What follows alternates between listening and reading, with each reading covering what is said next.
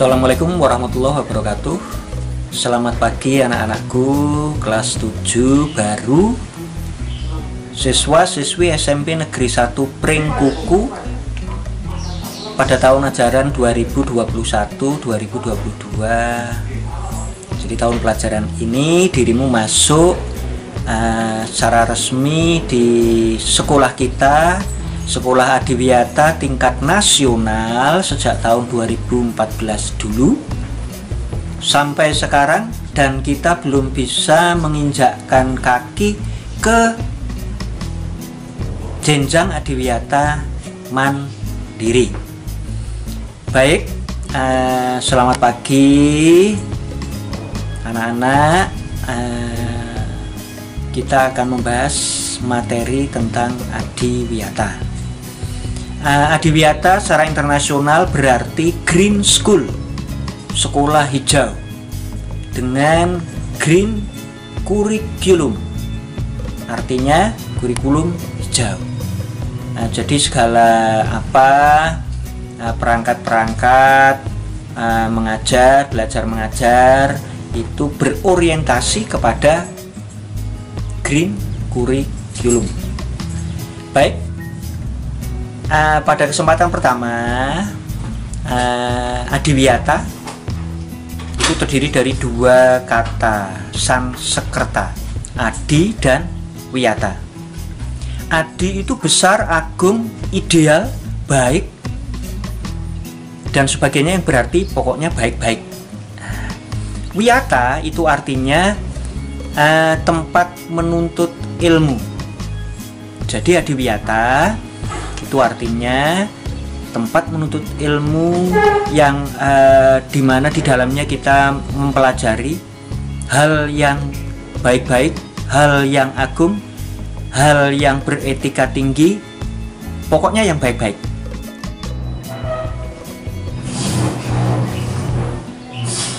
Jadi di sekolah Adiwiyata itu diharapkan ada banner-banner seperti ini, banner-banner banyak di segala penjuru sekolahan yang memberitahukan kepada kita bahwa melestarikan lingkungan hidup, menjaga kebersihan, mengolah sampah dan sebagainya itu sangat penting.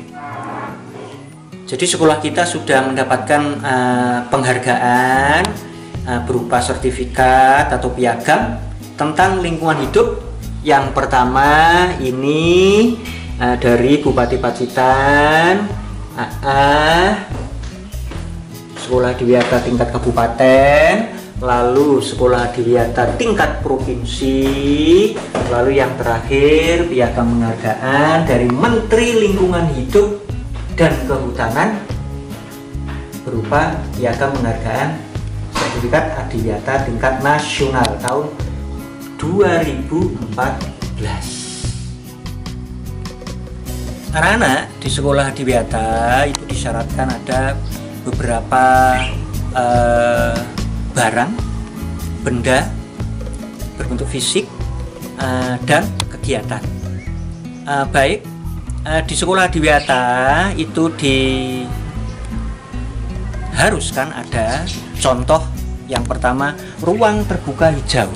Ruang terbuka hijau itu akan menyediakan oksigen yang melimpah bagi seluruh warga sekolah. Terus ada lagi biopori. Biopori itu meresapkan air hujan ke dalam tanah. Terus ada lagi komposter. Komposter itu cara simple, cara sederhana membuat kompos. Jadi sampah-sampah organik. Jadi sampah itu ada dua, organik, anorganik. Sampah organik yang berupa daun-daunan, ranting-ranting kecil dimasukkan ke dalam komposter, lalu diatur sedemikian rupa, diberi stimulus berupa pupuk kandang sedikit, lalu setelah itu ditumpui dengan ranting-ranting lagi dan daun-daunan, lalu diciprati dengan EM4 atau jus sampah. Baik, selain itu ada juga pemanfaatan limbah limbah air dari air wudhu dimasukkan ke kolam, kolamnya diisi ikan, lalu dipelihara ikannya, lalu bisa dipanen saat panen. Bahkan air hujan pun bisa dimasukkan ke dalam kolam yang seperti yang kita punya saat ini. Ada kolam lele, lelenya dipelihara, lalu suatu saat nanti kita bisa panen. Nah, selain itu anak-anak di sekolah kita juga ada beberapa barang atau benda yang merupakan daur ulang. Jadi ada reduce, reuse, dan recycle dari barang-barang bekas yang tidak ada harganya lagi di lingkungan. Jadi hanya diambil oleh tukang grosok lalu dijual. Dan kita bisa memakainya. Contoh seperti pot-pot yang seperti ini. Nah, pot yang seperti ini. Nah, ini dari barang-barang bekas yang bisa kita pakai sebagai media tanam untuk menanam bunga, menanam tanaman hias, dan sebagainya dan sebagainya. Anak-anak di sekolah Dwiata itu semua serba tercatat dengan rapi, seperti jumlah tanaman, jenis-jenis tanaman, jumlah pohon,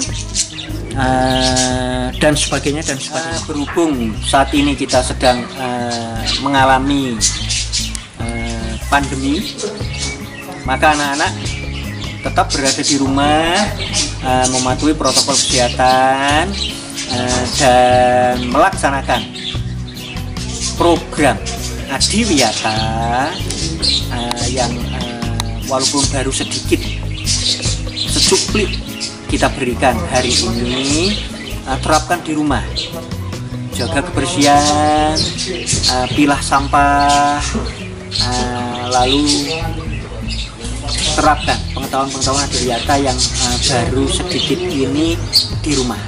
Baik anak-anak, kita akhiri sampai sekian dulu materi Adiwiyata yang barusan Pak Joko sampaikan. Selamat pagi. Wassalamualaikum warahmatullahi wabarakatuh.